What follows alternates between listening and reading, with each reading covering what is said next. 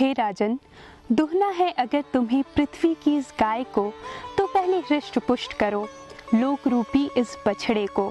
अगर अच्छे से पाला पोसा जाए इस लोक को, तभी फलता फूलता है भूमि पर यह कल्पतरु। कविता की ये चंद पंक्तियाँ हमें ये बताती हैं कि वन हमारे लिए कितने उपयोगी हैं और हमें किस तरह से इनका संरक्षण करना चाहिए। ये बात तो बिल्कुल ठीक है, लेकिन अब हम आपको लेकर चलते हैं एक रोमांच भरे सुहाने सफर पर, जहाँ पर बहुमूल्य वन संपदा तो है ही, साथ ही साथ आपको देखने को मिलेंगे प्राचीनतम शैल चित्र भी। तो आइए शुरुआत करते हैं इस सफर की। जग जाहिर है कि भोपाल अपने आप में बेहद खूबसूरत शहर है। इसकी चारों दिशाओं में देखी जा सकती है अद्भुत धरोहर के साथ अमूल्य वन संपदा। चाहे वो भोपाल में एशिया की सबसे बड़ी ताजुल मस्जिद हो, या ताजमहल, या गौहर महल, या सांची के बौद्ध स्तूप हो, या फिर भोजपुर का प्राचीनतम शिव मंदिर, लेकिन आज जरूरत है इसे समझने और उनके संरक्षण के लिए हमारे योगदान की। भोपाल से 56 किलोमीटर की दूरी पर है भीम बैठिका, जहां हजारों साल पुराने शैलचित्रों को गुफाओं और चट्टानों पर देखा जा सकता है। इनकी गिनती विश्व की प्राचीनतम धरोहरों में होती है। आपको हैरत होगी ये जानकर कि ठीक इसी तरह के, या फिर यूं कहें कि इससे बेहतर शैलचित्र और गुफाएं इन्हीं विंध्याचल की पर्वत श्रेणियों में मिलते हैं। हम पहुंच गए हैं भोपाल शहर के शाहपुरा लेक से केवल 15 किलोमीटर की दूरी पर, और यहां से शुरुआत होगी हमारे असली सफर की। हम सब केवल 3.5 किलोमीटर बाद पहुंच जाएंगे उस जगह जिसका है आपको भी और हम सबको भी बेसब्री से इंतजार। तो आइए चलते हैं। वन विभाग की पहल पर पिछले साल यहां सड़क का निर्माण किया गया। टेढ़े मेढ़े रास्तों से होते हुए हम पहुंच रहे हैं अपनी मंजिल के करीब वनग्राम कठौतिया। ये चारों तरफ से पर्वत श्रेणियों और हरे भरे जंगलों से घिरा हुआ है।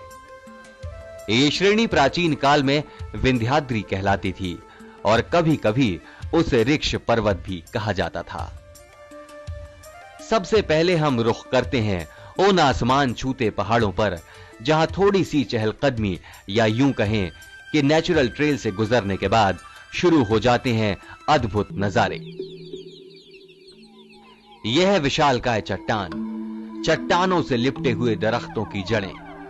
कहना मुश्किल होगा कि दरख्तों को चट्टानों ने सहारा दिया है या फिर चट्टानों को दरख्तों ने। खैर, अब हम रुख कर रहे हैं गुफाओं की ओर, और हमारे साथ हैं यहां पदस्थ फॉरेस्ट गार्ड और वन ग्राम वासी। अरे, ये जनाब कहां से निकल रही हैं? देखा आपने, इस चट्टान ने मानो इंसान को अपने आगोश में ले लिया हो। इसी तरह की कई और बड़ी बड़ी गुफाएं यहां देखने को मिलती हैं, जिनको भालुओं और तेंदुओं ने अपना आशियाना बना रखा है। इन गुफाओं और चट्टानों पर हजारों साल पहले आदिमानव द्वारा बनाए गए चित्र देखने को मिलते हैं। इनकी खास बात यह है कि इन्हें आप लाल, सफेद, हरे, पीले और काले रंगों में भी देख सकते हैं, जिसका कहीं और होना भी मुश्किल है। इतना ही नहीं, इन आदिमानवों द्वारा बनाए गए चित्रों में देखा जा सकता है कि धनुष की कमान पर एक तीर है और इसके छूटते ही उनकी संख्या 4 हो जाती है, ठीक रामायण और महाभारत पर बने टीवी एपिसोड्स की तरह। इन शैल चित्रों में युद्ध के वर्णन के साथ साथ देवी देवताओं का भी चित्रण किया गया है। इन्हीं जंगलों में 2 स्थान ऐसे भी हैं जिसे छोटा डोल और बड़े डोल के नाम से जाना जाता है। यहां 12 महीने पानी भरा रहता है और जंगली जानवरों की प्यास बुझाता है।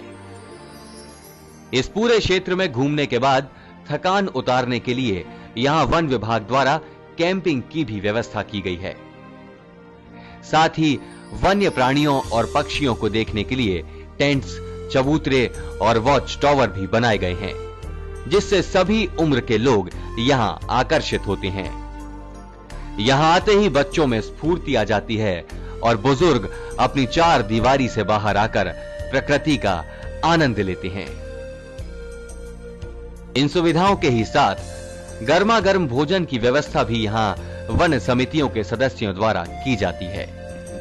इतना ही नहीं, इको पर्यटन समिति के युवा पर्यटकों को एडवेंचर स्पोर्ट्स से रूबरू कराने के साथ साथ सिखाने का जिम्मा भी बखूबी उठा रही हैं।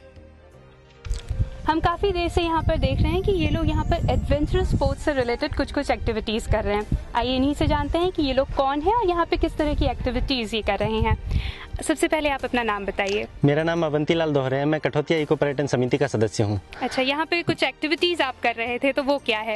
मैम, ये सारी एक्टिविटीज़ एडवेंचर एक्टिविटीज़ कहलाती हैं, जिसमें करीब 28-30 एक्टिविटी होती हैं जो हम लोग खुद पहले हमने ट्रेनिंग ली है। अब बाहर वालों को टूरिस्ट जब भी आते हैं हम उनको कराते हैं कठौतिया में, बाहर जाके भी हम लोग कराते हैं। ये करीब हम लोग 4-5 साल से कर रहे हैं। भोपाल की एक संस्था है जुनून एडवेंचर स्पोर्ट्स अकेडमी, उसने हमें इन सब चीज़ों की ट्रेनिंग दी है और कठौतिया के करीब 20 लड़के जुनून के साथ बाहर भी कई 6-7 राज्यों में जाके काम करते हैं। अच्छा, एडवेंचर स्पोर्ट्स की अगर हम बात करें तो उसमें कौन कौन सी एक्टिविटीज़ शामिल है जो यहाँ पर आप करवाते हैं? काफ़ी सारी एक्टिविटीज़ होती हैं। सबसे पहले rappelling, rock climbing, parasailing, stomach rappelling, jumaring, slithering, rope walking, monkey crawl, ऐसी काफी सारी एक्टिविटीज होती हैं। तो आप तो ये काफी करते होंगे यहाँ पे। जी, इसमें सबसे मुश्किल कौन सा एडवेंचर स्पोर्ट्स आपको लगता है?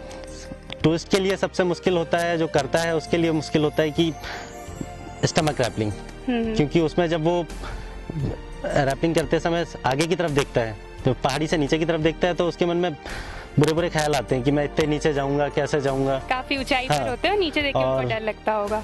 आप यहाँ पे ये जो एडवेंचर स्पोर्ट्स करवाते हैं, उसकी ट्रेनिंग देते हैं, उसके लिए पेमेंट कुछ आपको मिलती है? मैम, पेमेंट यहाँ पे लोग जो आते हैं ग्रुप वाइज भी आते हैं, इंडिविजुअली भी आते हैं, तो पेमेंट हमें इंस्टीट्यूट से भी मिलती है और कुछ लोग इंडिविजुअल ग्रुप वाइज हमें पेमेंट करते हैं।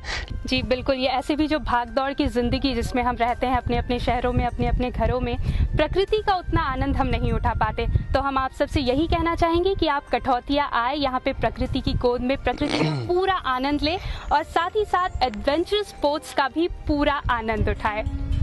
यहाँ के जंगलों में भील जाति के लोग बहुतायत से रहते हैं।